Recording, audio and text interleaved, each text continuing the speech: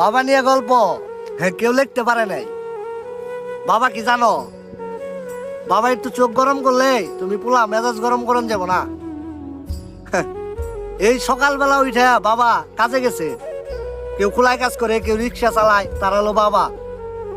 যেভাবে হোক পরিশ্রম করে তোমার পোলারে খাওয়াইছে, আর ওইভাবে একটু চোখ গরম করবো আর বাপের লগে তুমি যে পাঙ্গা লইবে, না না তা হইব না। বাপ কি জানো, চৈত্রি মাসের রোদ দেখছো না, খা খা মাটি মাইরা যায়।